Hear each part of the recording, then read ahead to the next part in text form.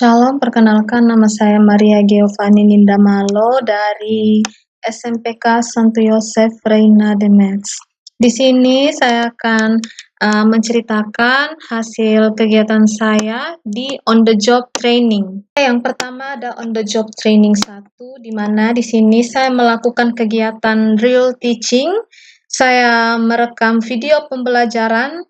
Tema pembelajaran yang saya ambil adalah berpikir komputasional, yang dimana berpikir komputasional itu memiliki 4 poin utama, yaitu dekomposisi, pengenalan pola, abstraksi, dan algoritma.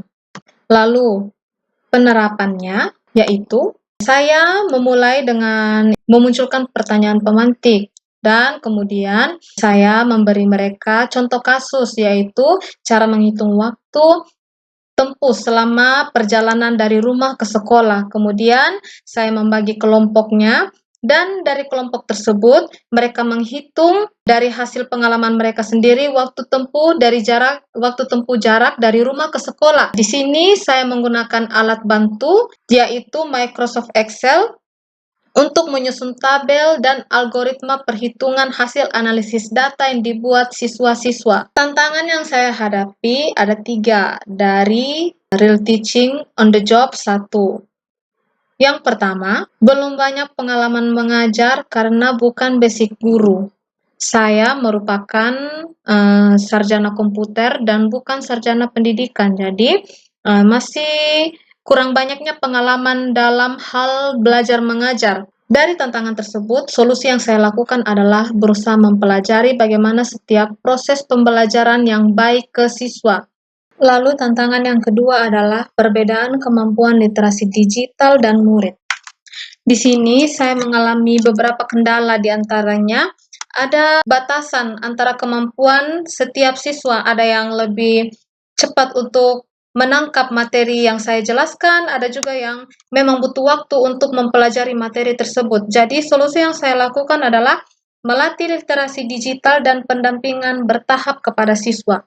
Lalu tantangan ketiga, yaitu pemahaman siswa terhadap pengantar materi pembelajaran, di mana di sini itu siswa masih cenderung sangat awam terkait dengan kecerdasan artifisial, yang di mana akan menjadi materi baru buat mereka. Jadi solusi yang saya berikan untuk mereka adalah memberikan contoh nyata dan kaitan dalam kehidupan sehari-hari untuk mempermudah pemahaman murid, di mana dari awal tadi itu contoh nyata yang saya ambil adalah menghitung jarak waktu tempuh antara rumah mereka dan ke sekolah.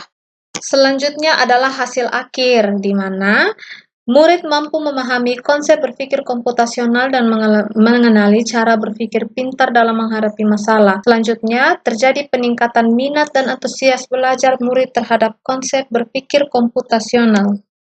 Selanjutnya adalah on the job training 2, di mana di sini kami melakukan open class atau tahap observasi.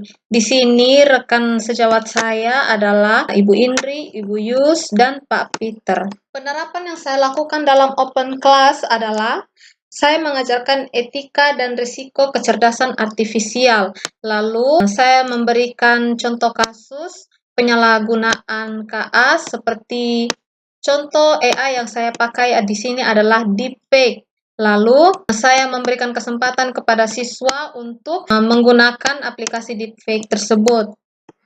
Kemudian, dalam kegiatan literasi digital, siswa belajar memahami hak cipta, kepemilikan karya, dan tanggung jawab dalam penggunaan teknologi berbasis kecerdasan artifisial. Tahap refleksi ini, siswa menuliskan pemahaman tentang pentingnya penggunaan KA dalam kehidupan sehari-hari. Ada 4 tantangan yang saya hadapi selama open class. Yang pertama, keterbatasan waktu pembelajaran dalam mengelola kegiatan berbasis kelompok, di mana memang membutuhkan banyak waktu dalam pembagian kelompok, dan saya rasa cukup membuang waktu pada saat pembagian kelompok tersebut. Lalu solusi yang akan saya lakukan ke depannya adalah saya akan berusaha membagi waktu agar proses pembelajaran menjadi lebih efisien. Lalu tantangan kedua, perbedaan kemampuan murid dalam memahami literasi digital dan bekerja sama. Seperti dari tantangan real teaching tadi yang pertama, saya juga mengalami tantangan yang sama dalam open class, di mana ada perbedaan pemahaman kemampuan murid dalam memahami materi yang saya ajarkan. Solusi yang akan saya lakukan yaitu menjaga fokus dan keterlibatan murid melalui pendekatan motivasi secara bertahap. Tantangan yang ketiga yaitu keterbatasan sarana jaringan internet di kelas, di mana kemarin saya meminta siswa saya untuk membawa handphone masing-masing, tapi beberapa siswa memang mengeluhkan kendala terkait tidak ada jaringan. Jadi, solusi yang saya lakukan kemarin adalah mengantisipasi keterbatasan tersebut dengan menggunakan hotspot. Lalu tantangan keempat yaitu pelaksanaan observasi antar teman sejawat, di mana saya memang lumayan gugup dilihat dan dinilai langsung oleh para teman sejawat yang menjadi observer. Jadi solusi yang saya lakukan adalah membagi waktu dan penugasan dengan baik, serta membangun kerjasama antar kelompok. Hasil akhir yang saya dapatkan dari open class adalah mengembangkan keterampilan bekerja sama dan komunikasi murid, lalu terbentuknya suasana pembelajaran yang menyenangkan, dan saya sendiri mendapat pengalaman pembelajaran yang lebih inovatif. Lalu kegiatan terakhir yaitu on the job training tree, di mana kami melakukan peer teaching. Yang saya terapkan dari on the job training tree adalah saya menjelaskan konsep kecerdasan artifisial dan perannya dalam komunikasi. Kemudian saya menggunakan bantuan AI yaitu Gemini AI untuk membuat cerita bergambar dengan AI. Lalu saya mengajarkan terkait input, proses, dan output dari penggunaan Gemini AI. 3 tantangan yang saya hadapi yaitu saya harus menguasai penggunaan KA dalam proses pembelajaran. Jadi, solusi yang saya lakukan adalah menyiapkan dengan baik materi pembelajaran sebelum melakukan proses pembelajaran. Tantangan yang kedua yaitu keterbatasan public speaking guru. Solusi yang saya hadapi adalah meningkatkan public speaking dengan belajar mandiri. Tantangan yang ketiga, membuat RPP yang berkaitan dengan pembelajaran mendalam, di mana solusi yang akan saya terapkan ke depannya adalah konsultasi kepada teman sejawat terkait proses pembuatan RPP yang baik.